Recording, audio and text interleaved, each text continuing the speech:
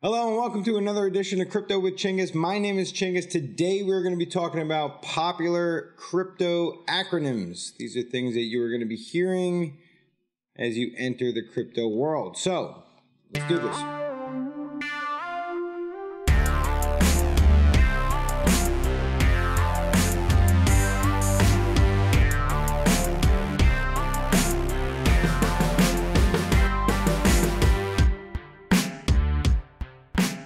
Number one on the list, FOMO, fear of missing out.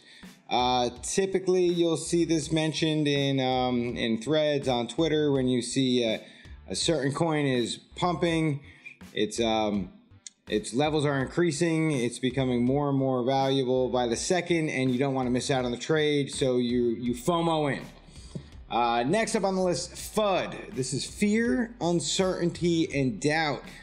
Typically, this could be false information, and it would be to bring sentiment in the market down. This would be to push the price down, heavily seen when people are looking to fill the market with bad sentiment in order to get a better price on a certain coin or a token. BTFD, earmuffs, buy the fucking dip.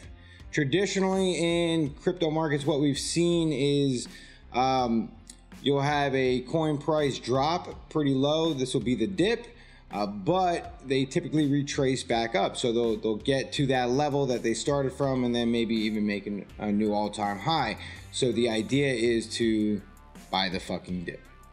DYOR, you'll see that referenced all the time if you start taking tips or price alerts from anybody on Twitter to YouTube or Discord, whatever the case may be. Do your own research. So somebody you might come across an article, somebody's talking about some token, it sounds really good, and he'll basically always end it off with two things: DYOR, do your own research, and NFA. NFA, not financial advice. That's pretty self-explanatory. In order for someone to be a financial advisor, they have to go through years and years and years and years of training, testing, the whole 9 yards. And let's be honest, there's not a lot of financial advisors in crypto today. Next up on the list, ATH, all-time high. Also explanatory. This is, as you're looking at a coin, this would be its all-time high. That's the highest that it's ever reached in value. FA, fundamental analysis. Fundamental analysis is good news, bad news, anything related to a token's roadmap, their development, maybe GitHub commits. All those things could be associated with FA as opposed to TA, and TA is technical analysis. Technical analysis is typically coming from a chart, and that's something that you will be able to use indicators for. You'll be able to see candlesticks, patterns, formations, and people who chart, they'll be able to give you technical analysis based off of previous candles, how they look, what kind of patterns are showing up, what the volume is telling them, what the oscillators are telling them, so on and so forth. DEX, DEX is a decentralized exchange. We're in crypto, and crypto, we like to be decentralized. However, some of the biggest exchanges out there are centralized exchanges. Yeah, go figure. So a DEX, which you'll see commonly referred to, is a decentralized exchange. This is an exchange that doesn't necessarily have it doesn't have a central location where they store all of your funds and your wallets. So that you can make the trades easier. Decentralized exchange, you maintain the private keys of your wallet, and you're simply linking them to that exchange in order to make the trade. MCAP, market capitalization. So market capitalization is it's usually the dollar market value of outstanding shares, and that would typically be for the stock market. The difference is that this is crypto. You don't typically have a company, so you don't have company shares, you don't have outstanding shares. So for market cap in the crypto world, this is essentially just every coin that's available for that particular so Bitcoin, right? All the Bitcoin that are available, that amount times the current value gives you the market cap. All right, so you'll see MCAP referred to all the time. Next we have OTC, over the counter. Over the counter refers to the buying and selling of certain tokens without going through an exchange. This could be used by heavy hitters, market movers, huge investors that don't want to shake or disrupt the market itself by putting in a $50 million order. They'll go OTC. OTC, they'll go over the counter in this way. It's not on an exchange, it's just wallet to wallet, peer to peer. RSI, Relative Strength Index. So this is an indicator that you'll see a lot when you're looking at charts. It's a momentum indicator. It measures the magnitude of recent price changes to analyze overbought and oversold conditions. It's important to know what it is and what you're looking at. You can tell a lot from RSI if you do choose to use it as an indicator on your charts. Even if you don't, if you're looking at other people's charts, you may see RSI on there, and it's generally a good idea to know what it actually means. ICO, this is the initial coin offering, very similar to an IPO in the stock world. So ICOs are a token that has not launched yet. It hasn't been listed yet on exchange typically.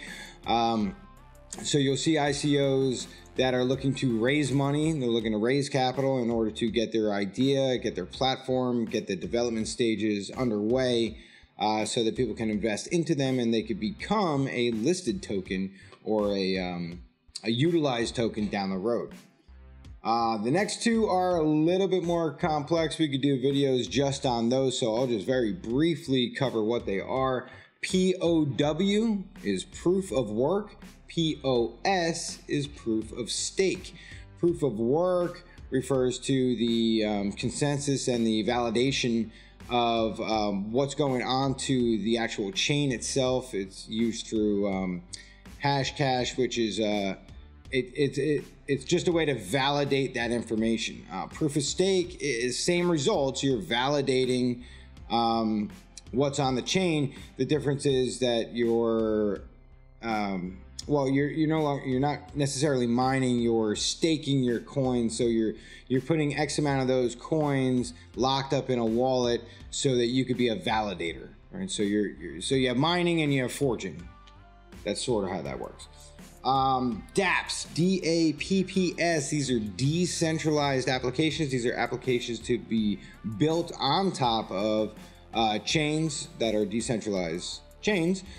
These are applications that will work on an application layer on top of those chains. DCA, dollar cost average. This is the idea of taking a specific amount of money and putting it into the market, buying, let's say, Bitcoin once a week, $100, no matter what the price of Bitcoin is. This will give you a dollar cost average sometime down the road after you have 2 weeks, 3 weeks, 4 weeks, 5 weeks of data, right? Okay, we start getting into the meme section here. These are things you're gonna hear. They don't necessarily mean anything. That's the first one is SAFU. This came from CZ and Binance. They had an issue back in, I think it was early July or June 2018. And basically the issue was that, the funds are safe. But it sort of came out as funds are SAFU. It got on YouTube, and next thing you know, the whole thing blew up. So now SAFU is, your funds are safe. All right, everything's okay. It's SAFU. Rekt, R-E-K-T. The letters themselves don't mean anything, but Rekt, earmuffs again, get fucked. Basically, that's how that works. So Rekt means, you got screwed. You more than likely, if you're trading, if you're longing and shorting and you're using BitMEX, Rekt is pretty common, and that's when your long or your short got liquidated instead of getting stopped out. Last but not least, this is up for debate for anybody that's in the crypto sphere, but it is HODL. HODL. Now, our U.S. senators would like us to believe that HODL means hold on for dear life. However, if you've been in the crypto space for a little while, you may recognize Game Kyubi. Now, Game Kyubi, this is from the Bitcoin Talk forum back on December 18th, 2013, with the title, I am HODLing. He even goes on to mention in the very beginning of his lengthy post here is that I typed that title twice because I knew it was wrong the first time. Still wrong, whatever. So anyway, this guy was hammered, and at the time you had the all-time high of about $1,000, and it was slipping pretty heavily, and he said, I'm HODLing, but what he meant to say was I'm holding.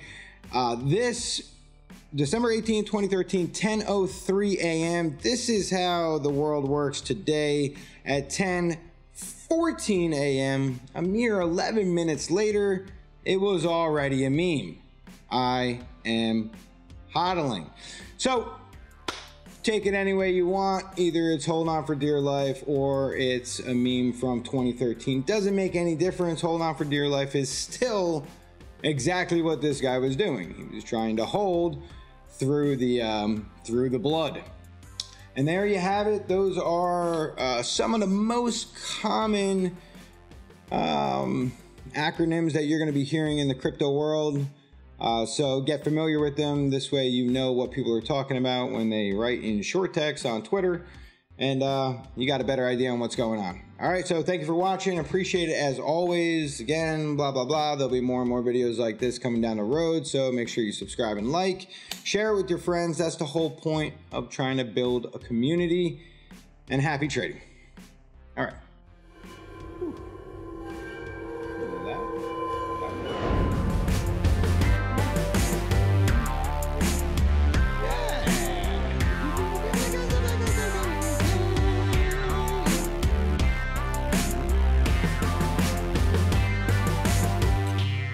Your funds are SAFU. Woo! Your funds are SAFU.